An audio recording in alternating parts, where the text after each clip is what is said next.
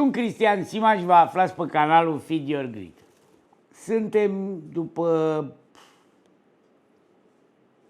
8-9 zile de rezultate pe Wall Street. Toate rezultatele, inclusiv Netflix-ul de joi, au fost excepționale. Și ar fi trebuit ca toate acțiunile care au dat rezultate să crească cât mai mult. Mai puțin ASML-ul, care a spus că, domne, în 2026 va scădea puternic cerința de chipuri și de microprocesoare, ceea ce a dus la toată lumea să vândă ASML vreo 11%. Băncile au dat rezultate excepționale, n-a crescut niciuna.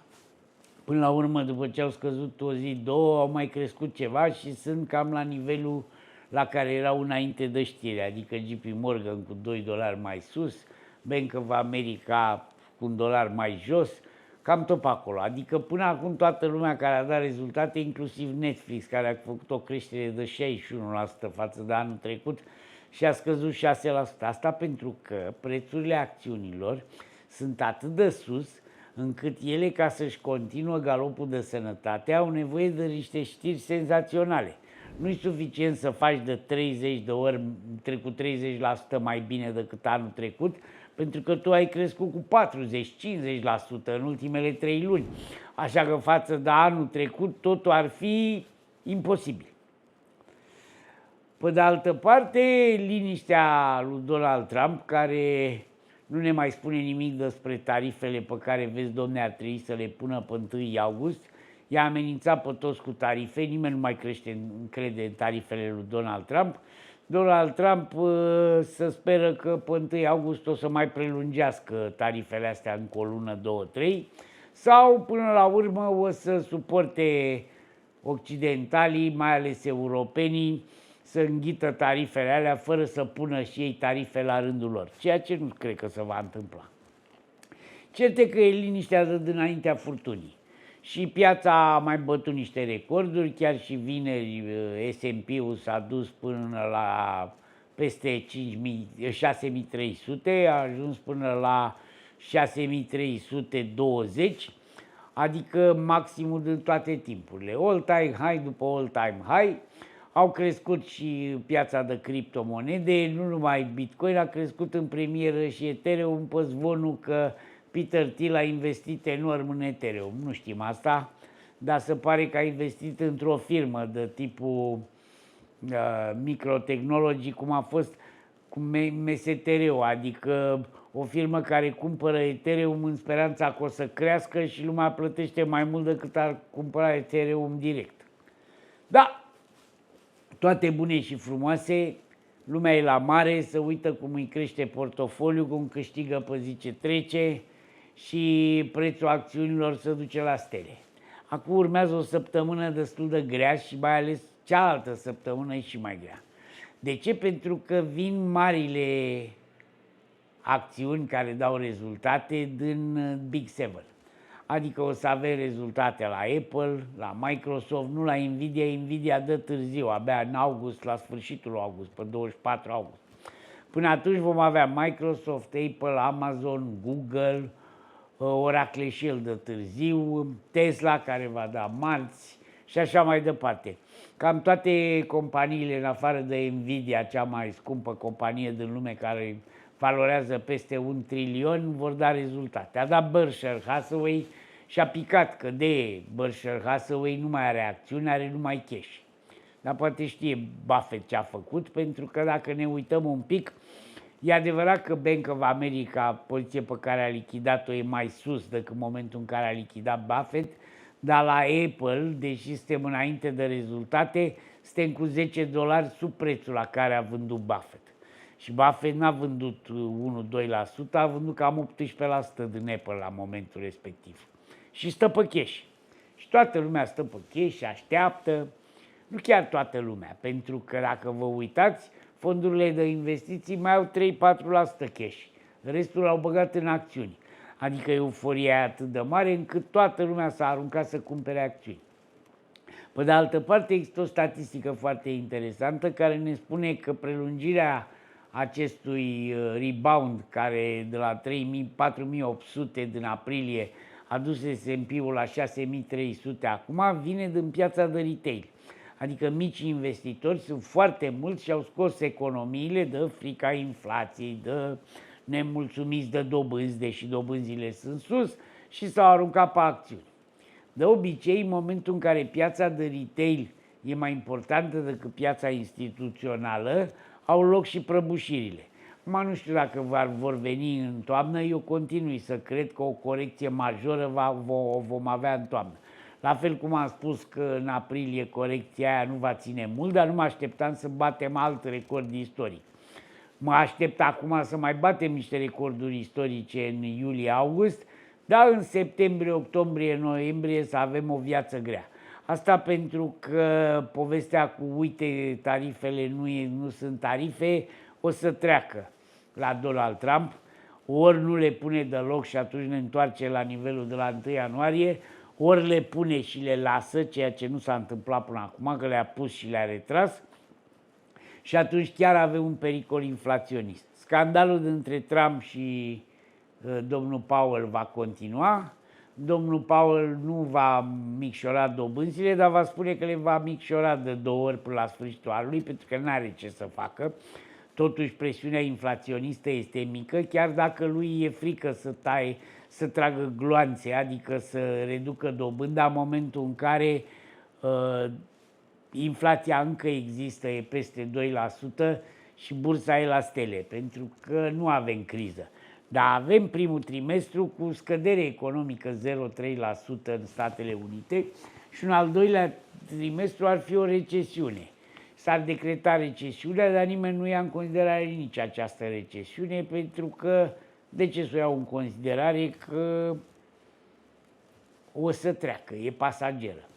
Nu uitați că în 2022 aveam o inflație pasageră, trecătoare, și așa de pasager a fost că după aia și-a arătat colții în 2023. De data asta se pare că nu avem recesiune, ci e pasageră. Chiar dacă vom avea ca la carte 2 trimestre de scădere economică, nimeni nu se preocupă.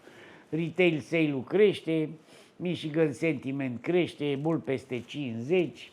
Chiar dacă inflația prognozată pe Michigan Sentiment a ieșit vineri la 5%, ceea ce e enorm, totuși trebuie să dăm dreptate pieței, pentru că piața totdeauna are dreptate și dacă euforia continuă, ea poate să mai țină o lună, 2, cine știe, poate ani de zile. Suntem într-o creștere continuă a bursei, dacă o luăm pe an cu an, din 2009. Adică minimul, dacă ne gândim, în 2009 am atins, Nasdaq-ul era sub 1000 și acum e 23.000, Dow Jones era 8.000 și acum e 45.000, S&P-ul era 1.000 și ceva și acum e 6.000. Deci avem din 2009 până acum, în 16 ani, o creștere continuă cu toate micile crize care au venit, cu pandemia. Pandemia a avut o corecție masivă de 2-3 luni, dar a trecut și toată lumea interpretează că dacă ne apucăm iar să facem quantitative easing și să tipărim bani, o să trecem ușor și peste cealaltă criză, care o să vină. Nu știu de la ce, poate de la războiul lui Powell cu Trump, dar cert e că o să trecem. Că de câte ori avem o criză, mai tipărim niște bani, adică cumpărăm cu bani care nu există titluri de stat și piața să stabilizează. Până acum a mers, dar metoda asta oare o merge la infinit? Nu știu când se va întâmpla. Eu cred că suntem foarte aproape, dar tot foarte aproape credeam și acum vreo 2 ani de zile cu inflația. Și uite că nu s-a întâmplat, am ieșit și din inflație. Avem și dobânzi mari, avem dobânzi până la 4,5%, chiar 5% la 30 de ani, și piața continuă să crească și lumea împrumută bani și cu bani împrumutați cumpără acțiuni. Există o cantitate imensă de bani împrumutați, de bani care s-au tipărit și nu s-au retras încă, cu care au fost cumpărate aceste acțiuni. Așa că în momentul în care vine prăbușirea sau o retragere de capital din piață, vom avea o problemă. Aurul eu zic că va continua să crească pentru că se așteaptă tăieri de dobânzi și Bitcoinul la fel ca și aurul. Nu știu dacă altcoinurile o să crească, mă îndoiesc, dar în siajul, în urmele lăsate de schiurile la Bitcoin, cresc și celelalte. N-au ajuns la maxime istorice ca Bitcoinul, dar încearcă și ele să atingă nivelul din 2021. Nu toate, că Elrondul nu o să mai ajungă la $550 niciodată, pe semne nici la 30, dar la 10 sau sub 10 are toate șansele la prima corecție a Bitcoinului. Bitcoinul o să corecteze odată cu aurul. În momentul în care titlurile de stat vor începe să crească și dobânzile vor cădea, avem o reașezare pe piață și atunci active cum ar fi Bitcoinul și aurul vor deveni chiar active de refugiu. Și asta va dovedi că Bitcoinul a devenit o monedă de încredere, un refugiu, nu contează ce reprezintă el, lumea are atâta încredere încât își va permite să ia o mare parte din investiții să le arunce în această criptomonedă. Da, vom trăi și vom vedea. Între timp a trecut și legea cu cripto în Camera Reprezentanților și în Congresul American, așa că vând în pupă la creșteri pe toate fronturile. Nu scade nimic, mai puțin titlurile de stat, pentru că dobânzile, culmea, și la 10 ani și la 30 de ani, bat și ele all-time high, deși ne așteptăm să scadă. Și Trump va face orice, cel puțin în 2026, o să scadă, că doar îi termină mandatul domnul Powell și pe cine o să pună domnul Trump o să fie la comandă și o să scadă dobânzile. Sau încrederea în dolari și în economia americană a scăzut. Și dacă a scăzut, lumea e circumspectă. Eu cred că dobânzile o să scadă, cred că titlurile de stat o să crească, dar cred că avem și o perioadă de turbulență mult mai mare decât ce avem acum.